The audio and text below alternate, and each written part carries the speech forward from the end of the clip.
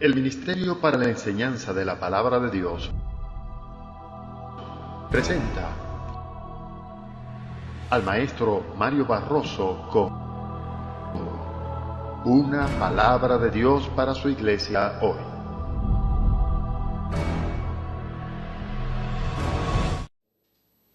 Dice la palabra de Dios: estas cosas habló Jesús, y levantando los ojos al cielo dijo: Padre, la hora ha llegado, glorifica a tu Hijo, para que también tu Hijo te glorifique a ti. Como le has dado potestad sobre toda carne, para que dé vida eterna a todos los que le diste, y esta es la vida eterna, que te conozcan a ti, el único Dios verdadero, y a Jesucristo, a quien has enviado. Esta es la vida eterna, que te conozcan a ti, al único Dios verdadero, y a Jesucristo, a quien has enviado. Pero en esta materia de cristología, donde estuvimos tratando de conocer más profundamente a nuestro Padre Celestial y a su Hijo Jesucristo, nosotros obviamos, por decirlo de alguna manera, a una de las personas de la Trinidad que tiene gran importancia en la vida de la iglesia hoy, y es a la persona de nuestro amado Señor Espíritu Santo, el Paracletos de Dios. Algunos se preguntarán, bueno, ¿y por qué Jesucristo dejó por fuera al Espíritu Santo? Pero de ninguna manera el Señor Jesucristo dejó por fuera al Espíritu Santo. El Espíritu Santo vino para morar en nosotros. Y en relación con esto, permítame tener en la introducción unas palabras que Dios ha puesto en mi espíritu, en mi corazón, para compartirlas con ustedes. Y debemos hacernos la siguiente pregunta: si Dios demanda que nosotros le conozcamos, y no solamente le conozcamos, sino que le imitemos como hijos amados, amén, ¿cómo es entonces que nosotros podemos conocer al Espíritu Santo de Dios?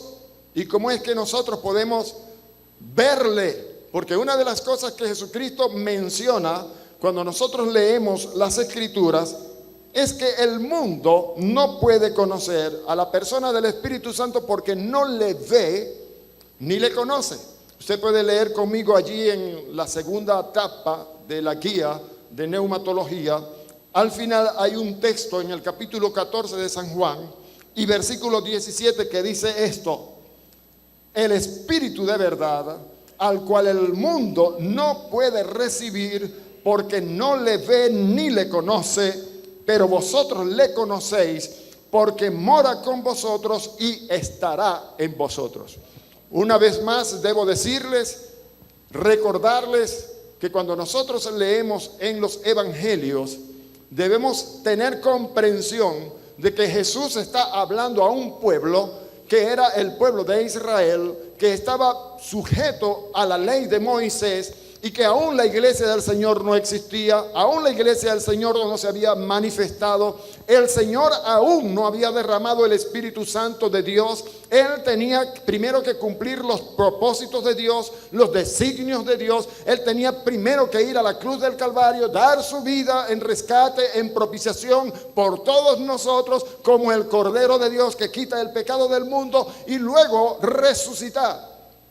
Al resucitar, entonces, Él pediría al Padre, rogaría al Padre que enviara al otro Consolador, a uno como Él, al Espíritu Santo de Dios, para que estuviera con nosotros para siempre. Él dice aquí en este pasaje, hablando con sus discípulos, que el mundo no le puede recibir porque no le ve ni le conoce.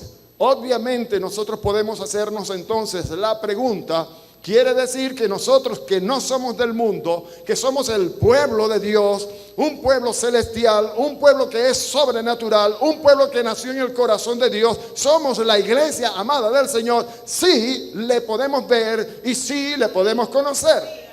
Si el mundo no puede, entonces se sobreentiende que nosotros que somos su pueblo, que somos creyentes, sí le vemos y sí podemos conocerle. Y la pregunta entonces que deberíamos hacernos es: ¿conocemos realmente a la persona del Espíritu Santo? Si yo preguntara aquí, hermanos, ¿Quién es el Espíritu Santo? ¿Cómo es el Espíritu Santo? Seguramente habrá alguien que me dijera, como ya lo he escuchado en otras oportunidades, bueno, sí, el Espíritu Santo es una palomita. ¿Es una palomita el Espíritu Santo? Pregunto, el Espíritu Santo es una persona, es alguien, no es un animal. Él tiene, igual como todos nosotros, los mismos sentidos que nosotros tenemos. Amén. Es la persona del Espíritu Santo. Él no es un ave, ni es un avión, ni es Superman. Él es el Espíritu Santo de Dios. Una cosa que nosotros debemos comprender con claridad es esta. Nosotros, hermanos, ¿de dónde somos? ¿Somos de aquí, de la tierra? ¿De dónde somos nosotros? Somos de los cielos, del reino de los cielos. Aquí en la tierra, ¿qué hacemos? Somos peregrinos, ¿verdad? Estamos de pasada, pero nuestra ciudadanía realmente está en los cielos. Nosotros somos ciudadanos de la patria celestial. ¿De dónde nacemos nosotros? Nosotros nacemos del corazón de Dios. La palabra nos enseña que el Señor Jesucristo nos conoció antes de la fundación del mundo y nos amó, y por amarnos nos escogió. Él desde antes de la fundación del mundo lo conoció a ustedes, me conoció a mí, con el propósito de ser su familia, sus hijos amados, su pueblo escogido, su iglesia. Si nosotros somos de arriba, quiere decir entonces que nosotros como espirituales estamos llamados a ser personas que vivimos sobrenaturalmente. Le escuchamos decir a nuestro amado hermano apóstol Helio Franco que nosotros deberíamos estar acostumbrados a las cosas normales de la gente que es sobrenatural. Nosotros no somos terrenales, nosotros somos sobrenaturales. Amén. Si somos sobrenaturales, entonces ¿por qué estamos viviendo como si fuéramos terrenales? ¿Por qué nosotros vivimos como los que están en el mundo? Es más, como escuchamos igualmente decir a nuestro amado hermano, hay mucha gente del mundo, hijos del diablo, que están viviendo y que están haciendo las obras sobrenaturales del reino de las tinieblas de este siglo. Pero nosotros, como somos de arriba, necesitamos que Dios enviara sobre nuestras vidas a alguien quien nos acompañara y nos ayudara para que viviéramos una vida sobrenatural. Ese alguien que Dios envió por la petición, la intercesión de nuestro Señor y Salvador Jesucristo, es nuestro amado Espíritu Santo de Dios. ¿Qué dijo Jesús a los discípulos cuando se estaba despidiendo, cuando estaba dando las últimas instrucciones? ¿Qué le dijo Jesucristo a ellos? Que no se fueran, que se quedaran allí en Jerusalén hasta que se cumpliese lo dicho por el profeta Joel cuando dijo, y nosotros de hecho vemos que estos permanecieron allá en el aposento alto, esperando esa promesa, y el día de Pentecostés, como un viento recio, vino el Espíritu Santo sobre ellos y comenzaron a hablar en otras lenguas. Pero Jesús les dijo que cuando Él viniera, iban a recibir algo muy importante que iba a marcar pauta, que iba a cambiar el destino de sus vidas. ¿Qué le dijo Jesús a ellos? Recibiréis poder cuando haya venido sobre vosotros el Espíritu Santo, y me seréis testigos. Ahora, ese poder que nosotros hemos recibido cuando el Espíritu Santo de Dios vino a nosotros, ¿para qué sirve? Bueno, está dicho en el pasaje leído, para que podamos ser verdaderos testigos. ¿Quién es un testigo? Esto lo desarrollaremos con más profundidad en el transcurso de la enseñanza. Pero un testigo es alguien que estuvo presente, que estuvo expectante, que estuvo viendo, que estuvo oyendo, que estuvo presenciando todo aquello que el Espíritu Santo de Dios vino a hacer. Nosotros estamos aquí para ser testigos ¿de quién? de Dios. Amén. Somos testigos, verdaderos testigos, no como hoy día suelen haber tantos testigos en los diferentes tribunales disque de justicia, que con 4 lochas se les compra la conciencia y declaran cualquier cosa, aun cuando no sea verdad. Pero lo que nosotros tenemos que testificar ciertamente es la verdad. Amén. Lo que nosotros tenemos que decir realmente es la verdad. Es verdadero. Somos testigos de las cosas sobrenaturales de Dios y de su Hijo Jesucristo. Al Señor Jesucristo, en el capítulo 10 de San Juan, le acusaban de blasfemo y quisieron apedrearle porque él decía: Hijo de Dios soy. Entonces Jesús les dijo a ellos: muchas buenas obras he hecho delante de vosotros, ¿por cuál de ellas me apedreáis? Y ellos le contestaron: por buena obra no te apedreamos, sino por la blasfemia, porque tú siendo hombre te haces Dios. Entonces Jesús les responde a ellos estas palabras: si ustedes no pueden creer que yo soy por las palabras que yo os hablo, al menos crean por las obras que mi Padre que está en los cielos me ha dado, para que yo pueda presentar pues el poder de Dios que está en mí. Acuérdense que Jesucristo, les recuerdo eso porque es bien importante que usted lo tenga siempre claro en su espíritu. El Señor Jesucristo, el Señor Jesucristo, amados hermanos, nada de lo que hizo, lo hizo como Dios. Todos sabemos que el Señor Jesucristo, todo lo que hizo, lo hizo como hombre. Y por eso fue que Dios le ungió con el Espíritu Santo para que Él pudiera hacer las obras de Dios. Así que todas las obras que Jesucristo hizo y todas las palabras que Jesucristo habló fueron las obras que Él vio hacer a su Padre, y todas las palabras que Él habló fueron las palabras que Él oyó hablar a su Padre. Amén. Todos nosotros, dice la palabra del Señor, hemos sido investidos también con este Espíritu Santo de Dios para ser ungidos y hacer igualmente como Cristo las mismas obras que Él hizo, pero con una diferencia. Ahora nosotros hemos sido capacitados para hacer obras mayores que las que Él hizo, porque Él iba al Padre, y al ir al Padre, cumpliendo todos los designios y propósitos de Dios, podría entregarnos a nosotros algo que nosotros tenemos pero que Él no tuvo: su gloria. Amén. El Espíritu Santo fue dado para quienes. Algunos piensan que para los bautistas no. Algunos piensan que para los presbiterianos no.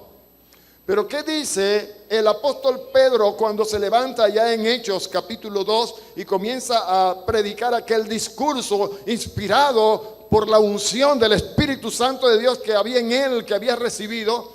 Porque para vosotros, ¿a quién está hablando allí Pedro?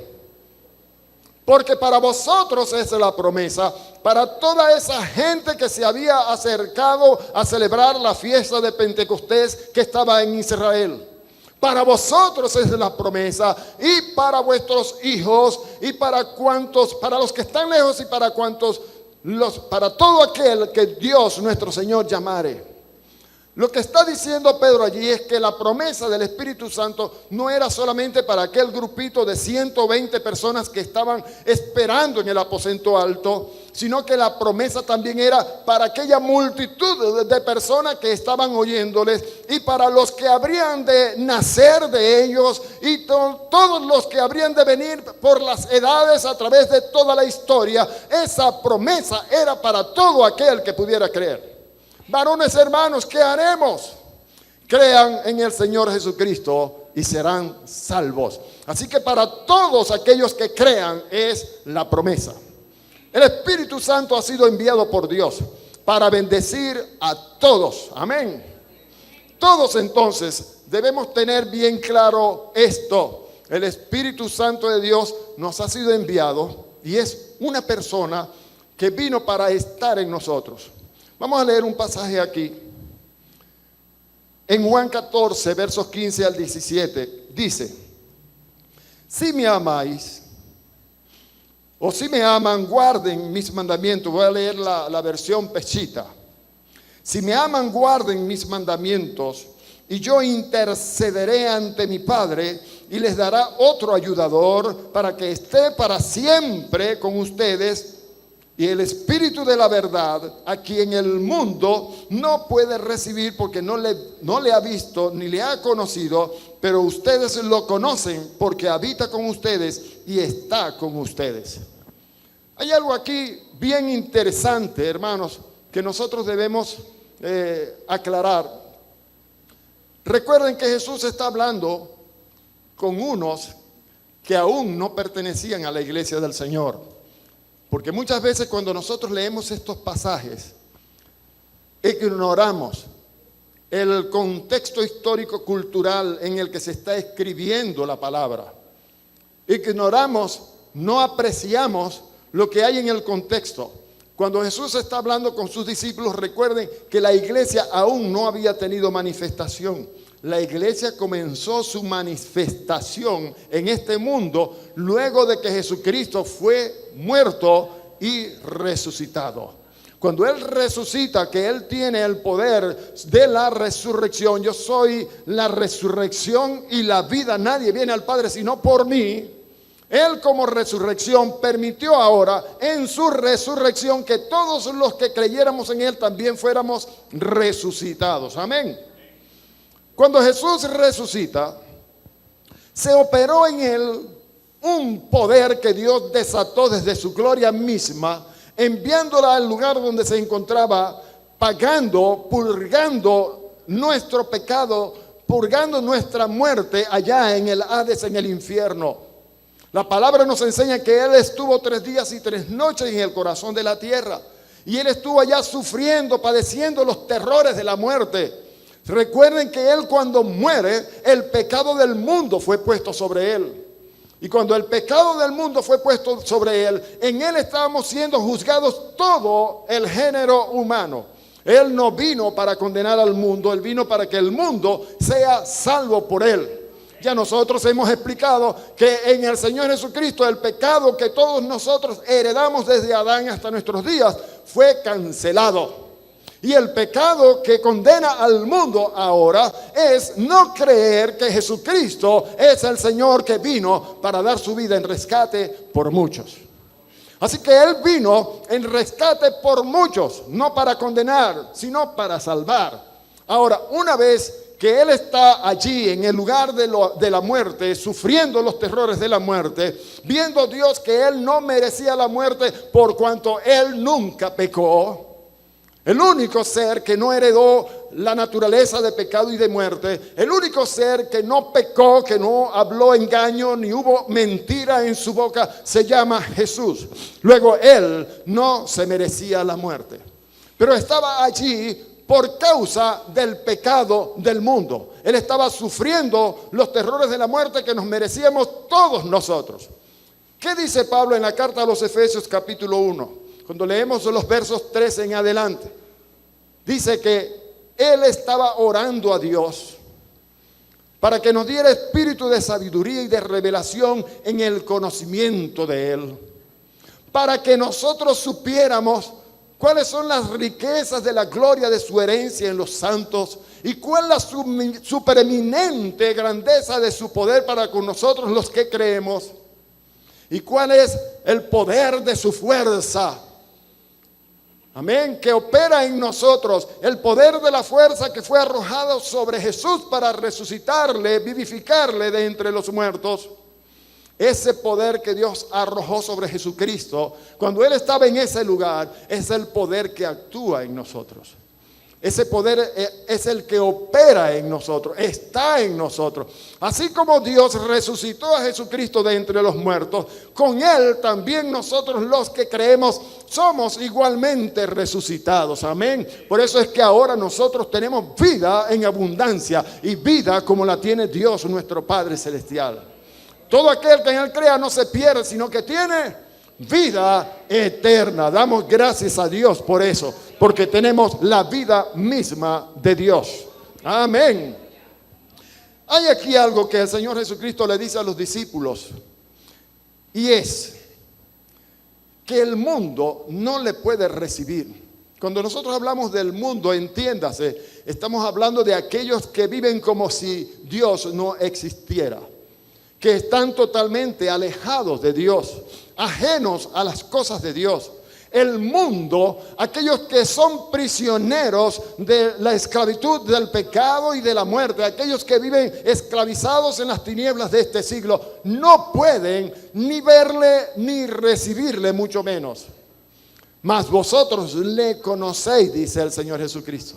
Ahora, ¿por qué Jesús les dice a sus discípulos cuando aún no eran iglesia, cuando aún no habían resucitado de entre los muertos, porque estaban muertos? De hecho, usted, antes de conocer al Señor, estaba muerto ante la presencia de Dios. Usted era un muerto, estaba separado de Dios. Usted no tenía parte con Dios, no tenía comunión con Dios, estaba totalmente alejado de Dios, enemistado con Dios. Pero cuando creyó que Jesucristo es el Señor, Dios le resucitó de entre los muertos. Usted ha resucitado con Cristo, amén. Usted ha resucitado con Cristo. El poder de resurrección se desató sobre nuestras vidas. Por eso es que ahora nosotros vivimos diferentes a como antes vivíamos. ¿Usted cómo era antes? ¿Lo recuerda? ¿Usted recuerda quién era antes? Yo sí. Y yo estoy tan agradecido de Dios de haberme sacado de aquel mundo de delitos, de pecados donde yo me encontraba, por haberme salvado. Si Dios no lo hubiera hecho, yo seguramente estaría 3 metros bajo tierra, como la gran mayoría de aquellos que fueron mis amigos otrora, y que por causa del pecado están muertos. O quién sabe en qué posición estaría usted en este mundo. Pero gloria al Señor, Él le sacó de allí. Usted ha resucitado con Cristo. El poder Kratos, el poder de resurrección de Dios ha sido desatado, ha sido lanzado, arrojado sobre su vida, y usted ha resucitado. Gloria al nombre del Señor. Ahora, una de las cosas que nosotros podemos decir con claridad es que si Jesús les dice a sus discípulos que aún no habían nacido de nuevo, que aún no tenían la gracia, porque aún ellos no habían experimentado esa resurrección de la que estamos hablando, pues tenían que esperar que Cristo muriera y resucitara. Pero Jesús le dice, pero vosotros le conocéis. Le conocéis. Hermanos, ¿cuánto más se supone nosotros que somos la iglesia del Señor? Nosotros en quien se supone el Espíritu Santo de Dios mora, cohabita en nuestro cuerpo, porque somos su templo, somos su morada. ¿Cuánto más se supone nosotros debemos conocer al Señor? No solamente al Padre y a su Hijo Jesucristo, sino también a la persona amada del Espíritu Santo de Dios, quien vino enviado por el Señor para que nosotros recibiéramos el poder. Qué importante pues es que nosotros tengamos pleno conocimiento de estas cosas. El Espíritu Santo es quien vino para dotarnos de poder. ¿Qué hace el poder? El poder permite que tú puedas hacer las obras de Dios en este mundo. Sin el poder no harías las obras de Dios. El poder te capacita para hacer las obras de Dios. ¿Cuáles son las obras de Dios? Las que Jesucristo hizo. Amén. Las que Jesucristo hizo. Hermano, ¿usted cree que la podemos hacer nosotros? Para eso fuimos capacitados por Dios, para hacer las obras de Dios. Estamos aquí para vivir como Dios, para vivir como su Hijo Jesucristo, para hacer las obras de Dios, para hablar las palabras de Dios. Amén. Miren, el Señor Jesucristo le dice a estos discípulos, si me amáis, guardad mis mandamientos. Y yo rogaré, yo intercederé al Padre para que os envíe al otro Consolador, al Espíritu Santo. Es una promesa condicionada. Si ustedes me aman, cosa que me van a manifestar, a demostrar, guardando mis mandamientos, yo entonces voy a pedirle a mi Padre que os envíe al otro Consolador, a otro que es como yo, a otro que va a ocupar mi lugar, a otro que podrá estar en todas partes al mismo tiempo, cosa que no puedo hacer yo ahora, porque estaba limitado por su condición humana. Amén. Pero Él les está diciendo a ellos que si le amaban. Hay muchas personas que se arrodillan cada día orando al Señor, intercediendo, y en sus oraciones derraman moco y lágrimas, diciéndole al Señor cuánto le aman. Oh Señor, yo te amo tanto que estaría dispuesto a dar mi vida por ti. Yo no necesito que des tu vida por mí, yo la di por ti más bien. Si tú quieres demostrarme que me amas, hay una sola forma que yo comprendo para saber que me amas. No diciéndolo, no llorando, ni derramando. Yo solamente entiendo un lenguaje para saber que me amas. Ese lenguaje es el lenguaje de la obediencia a sus mandamientos. Si me amáis, guardad mis mandamientos, guardad mis mandamientos. Hay mucha gente que está tan equivocada y cree que porque llora, que porque derrama moco en su oración, de esa manera le está diciendo a Dios y Dios está creyéndose que le ama mucho. No, hermano, cáete de esa nube. Definitivamente no es así, no es verdad. Dios solamente va a saber que tú le amas porque guardas sus mandamientos, le obedeces. Miren, hermano, la palabra de Dios nos enseña allá en Santiago que no solamente seamos oidores, olvidadizos de su palabra, que seamos, ¿qué cosa? Hacedores de la palabra. ¿Y cuánto le cuesta a Dios que nosotros, su iglesia, su pueblo, hagamos lo que Él demanda de nosotros, que seamos hacedores? ¿Por qué creen ustedes que Dios quiere que nosotros seamos hacedores de la palabra, practicantes de la palabra? Ay, Dios nos quiere mantener a nosotros sumidos en una esclavitud también. Nos sacó de la esclavitud de las tinieblas para sujetarnos, someternos a otra esclavitud. Miren, Dios quiere que nosotros obedezcamos su palabra con un propósito. Y ese propósito que Dios tiene con nosotros es exaltarnos, es llevarnos a una altura mucho más elevada de la que antes nosotros jamás hemos tenido. Llevarnos a la gloria misma. La única razón por la que Dios quiere que nosotros obedezcamos su palabra es para que vivamos en la gloria misma de Dios. ¿Por qué? Porque esa gloria se manifiesta en nosotros en la medida que tenemos conocimiento. Dios no puede colocar en ese lugar de poder a nadie que sea un niño. Dios necesita que maduremos, que dejemos las cosas de niños para que estemos allí en ese lugar como adultos, haciendo las cosas que tienen que hacer los adultos. Por esa razón Dios quiere que nosotros conozcamos la palabra y la pongamos por obra. Si me amáis, guardad mis mandamientos. Dios no nos está exigiendo que guardemos los mandamientos para sujetarnos o someternos a ningún tipo de esclavitud, sino por el contrario, para que nosotros vivamos en la plenitud de la gloria suya. Miren, hermanos, el apóstol Pablo es muy claro, y Juan también nos los hace saber en esto. Él es muy claro cuando nos dice a nosotros que el Espíritu Santo de Dios solamente vendría sobre estos cuando ellos le demostraran a Él amor y Él entonces se lo enviara. Pero hoy en día nosotros, cuando en la experiencia de aquellos primeros 120 hermanos que estaban en el aposento alto, vemos su experiencia, entendemos que algo pasó que es distinto. Miren, hermanos, aún aquellos no habían nacido de nuevo, ¿verdad? Luego de que Jesucristo resucita, se le aparece en un aposento donde ellos estaban encerrados por miedo a los judíos. Tenían temor de que algo les pudiera pasar.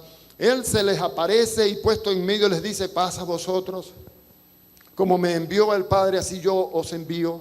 Y una de las cosas que Jesucristo hace allí es soplar sobre ellos y decirles: recibid el Espíritu Santo. Este no es el investimiento de poder de lo alto en la persona divina llamada Espíritu Santo. Lo que ellos estaban recibiendo aquí era el nuevo nacimiento. ¿Cuándo el Señor les dio el nuevo nacimiento? Luego de resucitar. Cuando Jesucristo resucita, cuando Él entonces tiene el poder de la resurrección, Él viene a ellos y les dice: ahora resuciten. Ahora tengan la vida eterna. Ahora sean nacidos de nuevo. Ahora sean los hijos de Dios. De allí en adelante las cosas son diferentes. El Espíritu Santo, ¿para quién es? Gracias a Dios por la obediencia de aquellos primeros discípulos, porque ellos hicieron posible que Él viniera, que el Espíritu Santo de Dios viniera a nosotros.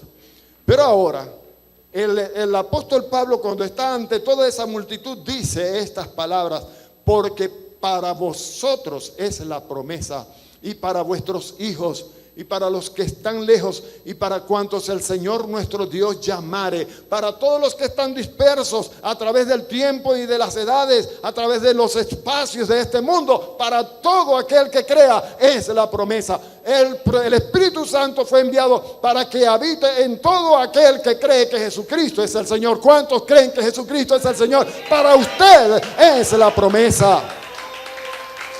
No hay tal cosa que el Espíritu Santo de Dios es para unos y para otros no. Yo recuerdo a un pastor amigo mío con quien ministraba en algunos lugares. Íbamos juntos a llevar campañas evangelísticas de una organización X. Y en el hotel él me decía: varón de Dios, yo quiero que ores por mí y que pidas a Dios que me dé de su Espíritu Santo. Yo le decía: ¿cómo no, mi hermano? Vamos a orar. Y le imponía las manos. Y yo recuerdo que yo, en mi deseo, porque él experimentara esto, yo como que pujaba y ponía la cara arrugada, y yo hacía fuerza para que el Espíritu viniera a él, porque yo lo sentía tan claro y tan real en mi vida. Pero una cosa faltaba allí, hermanos. El hermano nunca vivió esas manifestaciones, ni habló en otras lenguas y nada por el estilo. Siempre ha llevado una vida cristiana normal, pero sin las manifestaciones gloriosas, sobrenaturales que el Espíritu Santo da para hacer a todo aquel que crea. ¿Saben qué era lo que impedía que este varón de Dios recibiera aquella plenitud del poder de Dios en su vida? La fe. Porque es imposible que el que se acerca a Dios crea que le hay. Es necesario, debo decir, es necesario que el que se acerque a Dios crea que le dio. Hermanos, ¿cómo van a recibir al Espíritu Santo de la promesa si no creen en esto? Si no creen que Él vino para morar en nosotros. No, ellos piensan que el Espíritu Santo estuvo en ellos desde el momento mismo en que creyeron. Sí, yo creo que nosotros recibimos un Espíritu Santo. O sea que nosotros, en el momento en que nacemos de nuevo y resucitamos por el poder de Dios al creer en Jesucristo, nosotros somos convertidos en una nueva especie de seres que antes jamás habíamos existido.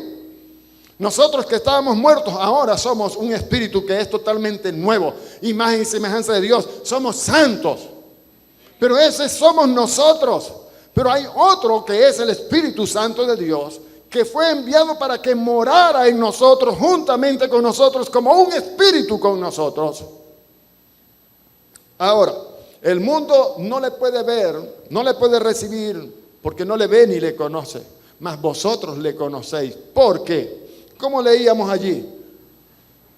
Mora con vosotros y estará en vosotros. Usted se da cuenta que allí se están hablando de dos cosas totalmente diferentes. Mora con vosotros. Pudiéramos decir, aquí nosotros estamos un grupo de personas de aproximadamente unas 60 personas. Y en el centro de nuestra reunión tenemos a una persona que está con nosotros. El hermano Francisco, allá está en medio de nosotros. Amén. Pero una cosa es que Él esté en medio de nosotros, que esté aquí con nosotros. Y otra cosa es que Él esté en nosotros. Porque cuando el Señor dice, y estará en vosotros, Él lo que está diciendo es que morará en nosotros. Vivirá en nosotros. Estará con nosotros como una sola cosa. Gloria al nombre del Señor. Amén. Es un paracletos, o sea, alguien que vendrá como ayudador para nosotros, alguien que vendrá como no solamente ayudador, sino como consolador, como abogado, alguien que vendrá para darnos a nosotros una serie de cosas que necesitamos para llevar esta vida sobrenatural a la que hemos sido llamados. Entiéndase, hermanos, la vida del cristiano es una vida sobrenatural. No hay tal cosa como una vida cristiana terrenal. Hermano, es que yo soy del mundo. Yo estoy en el mundo. Yo todavía soy carne. Discúlpeme, hermano, estás muy equivocado. Si tú creíste que Jesucristo es el Señor y naciste de arriba, tú eres un hijo de Dios. Estás llamado a imitar a Dios. Tú no puedes ser terrenal jamás, nunca, jamás. Tú eres de arriba y tú tienes que vivir como viven los que son de arriba. Hay un texto aquí que yo se los mencioné en días pasados. Hoy lo busqué para compartirse, que está en Eclesiastés capítulo 10, el versículo 7. Déjenme buscarlo un momento y se los comparto. Gloria al nombre del Señor. Gracias, Señor. Aleluya. Bendito tu nombre.